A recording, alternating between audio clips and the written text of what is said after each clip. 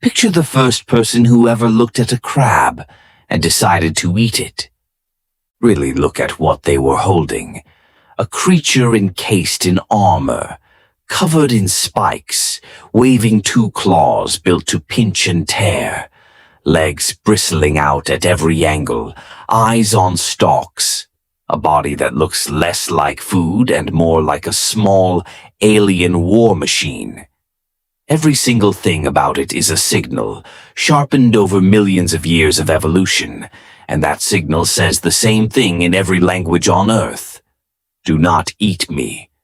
And some human being at some point held that thing in their hands, ignored every instinct screaming at them, and put it in their mouth anyway. Why?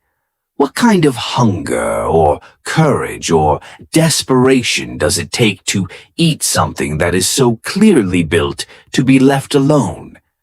And here is what should hold you to the end. The answer is far bigger than one brave meal, because the same reckless, dangerous habit that made someone eat the first crab may be the single reason your species survived at all. There was a moment when humanity came terrifyingly close to vanishing from the earth, and the thing that saved us was hiding in the exact place no sane animal wanted to go. Hold on to that, because we are going to get there. Start with the disgust, because the disgust is not an accident. That wave of revulsion you feel looking at something slimy, spiky, or strange is one of your oldest protections. Disgust evolved to keep you alive, to stop you from eating the thing that is rotten, venomous, or diseased. And when it comes to sea creatures, that instinct is pointing at something real. Shellfish are genuinely dangerous to eat. They filter seawater, and when the wrong kind of algae blooms in the ocean, they concentrate a poison inside their flesh. A neurotoxin so powerful it can paralyze and kill a grown adult within hours. There is no smell that warns you, no color that gives it away. A deadly oyster looks exactly like a safe one. So the first people who ate shellfish were not just overcoming disgust. They were gambling with a poison they could not see, taste, or detect, with their own life as the stake. Now add the second danger, the one that comes before you even take a bite. You have to get the thing first. Shellfish cling to rocks at the violent border between land and sea, the intertidal zone, where waves crash and the footing is razor sharp. To reach them, a forager has to climb down onto slick, jagged rocks with the ocean surging in and out, and a single misted swell can knock them off and drag them under. For most of the day, it is impossible. The rocks are only exposed during the lowest tides, and even then, only for a short window before the sea rushes back in. So, collecting shellfish is not casual beach combing.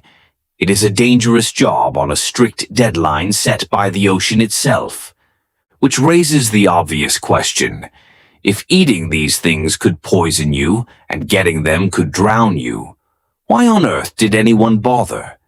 To answer that, we have to go to a specific cave, on a specific coast, and a discovery that pushed this story back further than anyone expected. On the southern coast of South Africa, there is a cliff overlooking the Indian Ocean, and set into that cliff is a cave. The archaeologist Curtis Marion spent years excavating it, and deep in the cave's ancient floor, in sediment layers dated to around 164,000 years ago, his team found them. Shells, mounds of brown mussels and sea snails carried up from the shore and eaten by early humans in an age long before farming, before cities, before written history. It is the earliest solid evidence we have of our species eating from the sea, and what makes it remarkable is not just the age, it is the skill. Among those shells, the team found something else that hints at how the habit may have begun. a single barnacle of a kind that only grows on the skin of a whale. Which means that, alongside the mussels, these people had carried in and eaten a chunk of a beached whale scavenged from the shore. And that may be the quiet start of the whole story.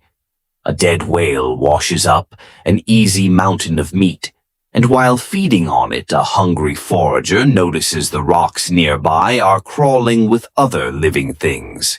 The sea announces itself first with a gift too big to refuse, and once you are standing at the water's edge, you start to see everything else it offers.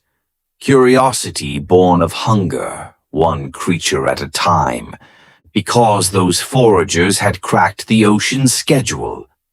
Remember, shellfish are only reachable during the lowest tides, which arrive at different times each day, tied to the phases of the moon. To harvest safely and reliably, these people had to track the tides, anticipate them, and time their dangerous trips to the shore accordingly. When that cave was in use, it sat as much as 5 kilometers from the water. So, this was not a lucky snack.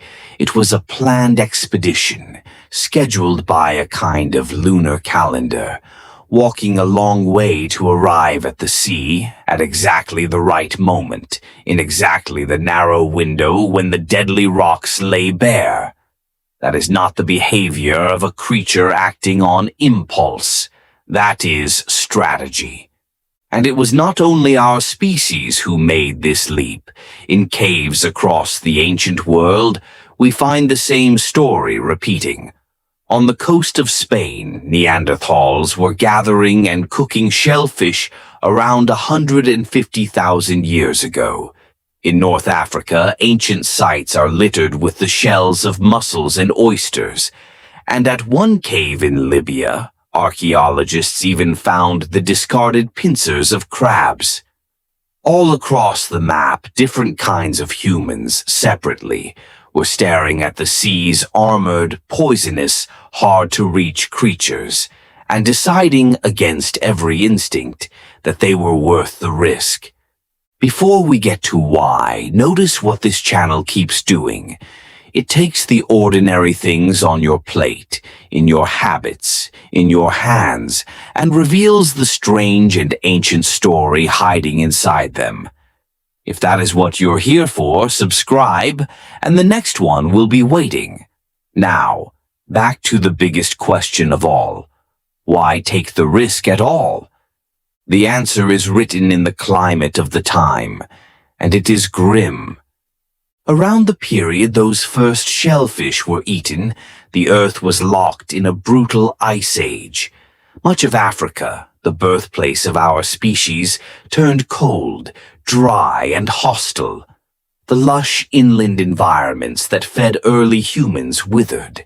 Plants died back, game grew scarce, and in many regions the land simply could not support people anymore. Many researchers believe our species was pushed to the brink during this era, our numbers collapsing, our future hanging by a thread. There is genetic evidence hinting that at some point deep in our past, the entire human population may have shrunk to a dangerously small group. A bottleneck so tight that everyone alive today descends from that handful of survivors. Now, put yourself in that world. The inland is dying. Your usual foods are vanishing. Your children are hungry. And you arrive at the edge of a continent, at the one place that is still, impossibly, full of food. The sea does not care about the drought. The tides keep turning, and the rocks keep offering up their mussels and snails and crabs day after day, an endless larder that never fails. And it was not only calories the sea handed over. Shellfish and fish are unusually rich in the particular fats a growing brain is built from. The kind of nourishment that inland roots and lean game could not supply in the same way. Some researchers have argued that this flood of marine nutrition, arriving right when our ancestors needed it most, did more than keep bodies alive. It may have helped feed the very organ that makes you human. If they are right, then the sea did not just save your species from starving. It may have helped sharpen the mind now reading these words. Yes, the creatures are armored. Yes, they can poison you. Yes, the rocks can kill you. But behind you is a dying land and a starving family, and in front of you is food that is always there. That is the answer.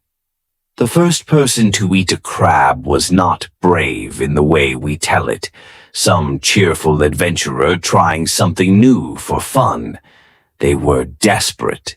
They were standing at the last table on Earth that still had anything on it, and they did what survival demands. They overrode disgust. They gambled against the poison.